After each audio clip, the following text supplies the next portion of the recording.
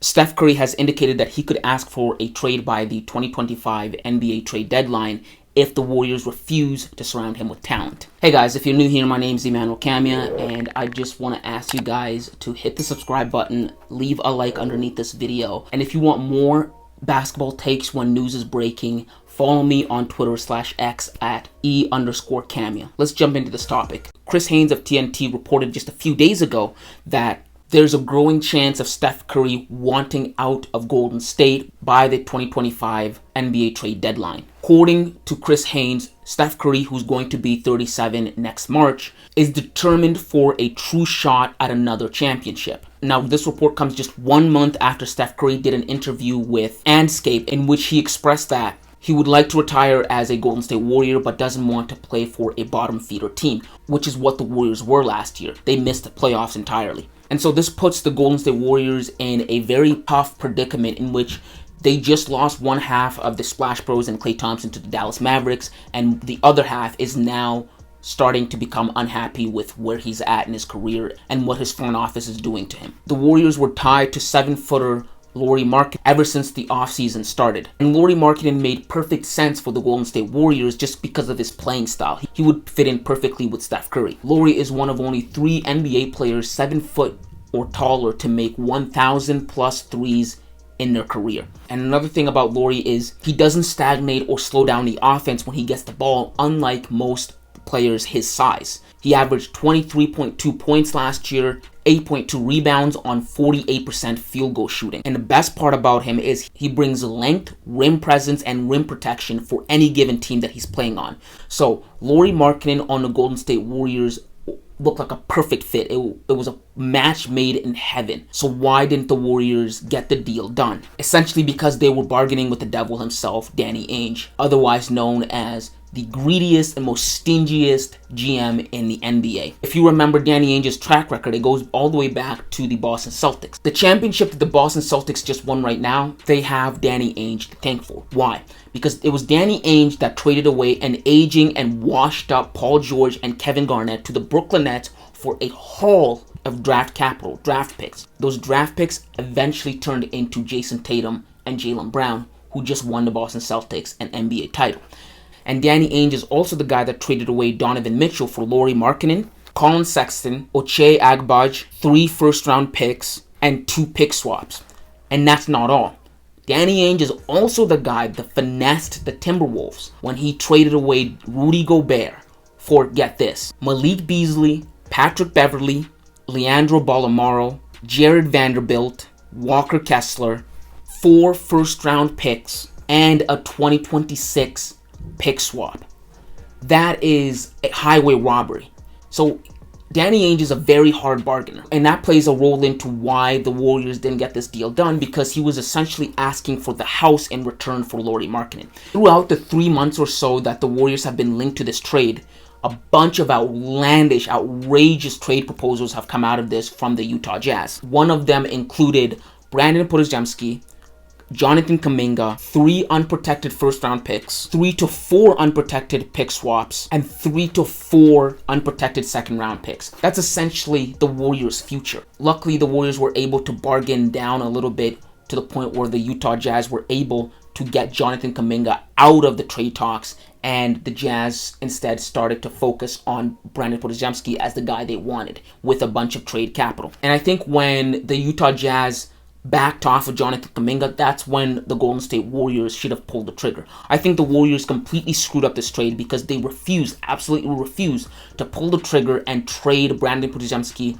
with a bunch of trade capital for Lauri Markkanen. Look, Brandin Podziemski has turned out to be a great rookie for the Golden State Warriors. He's garnered praises from both Steph Curry and the coaching staff and Steve Kerr himself. His reputation in the NBA is, even though he's not giving you a bunch of numbers right now as a rookie, what we've seen from him from the first year that he's in the NBA is he's very intuitive with the game of basketball. He's always at the right place at the right time, whether he's sticking out his arm and getting a deflection of the ball, or making the right pass, or coming to help. He's always where you need him to be.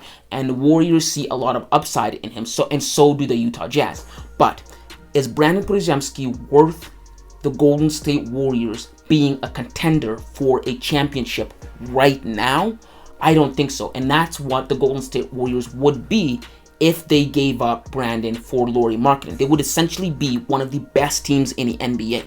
A starting five of Stephen Curry, Andrew Wiggins, Jonathan Kuminga, Draymond Green, and Lauri Markkanen would be one of the best starting fives in the NBA, up there with the Boston Celtics, let alone in the Eastern Conference alone. And so that's why I think the Warriors completely screwed this up, because they owed this to Stephen Curry. After what Steph Curry has done for that franchise, he should have gotten whatever he asked for. And the GM of the Golden State Warriors said as much, that Steph Curry could ask for whatever he wanted. Well, he was asking for Lauri Markkanen. He was asking for someone, for other talent to be around him. And I understand Brandin Podziemski would be the future of the Golden State Warriors. But to me, his upside, his ceiling, I don't see his ceiling being greater than Lauri Markkanen in the future. And the Warriors would have had young guys on their team that they could build around for the future. Moses Moody, Jonathan Kuminga, and Trace Jackson Davis. Those would be the guys that the Warriors could look forward to build around in the future. And so not trading for Lauri Markkanen because the Warriors thought Brandin is going to turn into Steph Curry 2.0.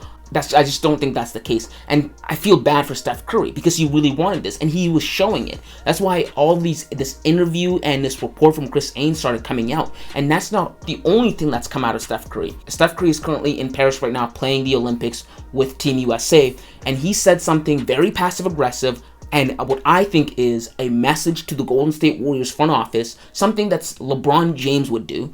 He randomly came out and he warned people about the duo of him and LeBron. He said, good luck to everybody else. Now, you could speculate that he was talking about the Olympics, but to me, it was just a clear-cut case of Steph Curry speaking to his front office and letting them know that, hey, I could go down to the Lakers and play with LeBron James. Because the way I see it, why would Steph Curry say something so random when Steph Curry and LeBron James only have like 2 more games to play in Paris? That's not a lot of games. That's not a lot of opponents that should be fearing him. Unless he was talking about something else, the NBA. And that would be a very scary duo. And I think it's Steph Curry's way of being passive-aggressive about trying to get what he wants. And honestly, it kind of gets me mad that the Warriors didn't get this trade done, because I want to see both Steph Curry and LeBron James compete for title in their twilight years. LeBron James is still good enough right now to compete for a title, but he's playing for an incompetent organization with the Lakers. The Lakers haven't done one single off-season move this year. They haven't signed anyone. And then the Warriors, on the other hand, are refusing to get this perfect match made in heaven guy in Lauri Markkanen. And it's leaving these two legends that don't have very much left in the NBA. It's leaving them to play for bottom feeder teams, to play for teams that are barely making it into the play-in tournament. I don't want to see LeBron James and Steph Curry in those situations. I want to see them playing at their best. We only have 3 years at best, at the most, of these two guys playing high-level basketball. Lauri Markkanen eventually signed a 5-year, $228 million deal with the Utah Jazz, which is going to keep him in Utah and is going to make him ineligible to be traded at the trade deadline, because once a player signs a deal or re-signs, they cannot be traded for another 6 months. And Lauri Markkanen signed the deal on August 7th. And 6 months from August 7th is February 7th. And the trade deadline is February 6th. So he's completely off the table for the Warriors now, and the Warriors are going to have to find somebody like either Brandon Ingram or someone lesser than Lauri, or someone that won't be as good of a fit as Lauri. And I don't like that at all. But those are my thoughts on this whole debacle, on this whole trade. If you like this kind of content, guys, please, again, make sure to hit the subscribe button, leave a like, and thank you for watching.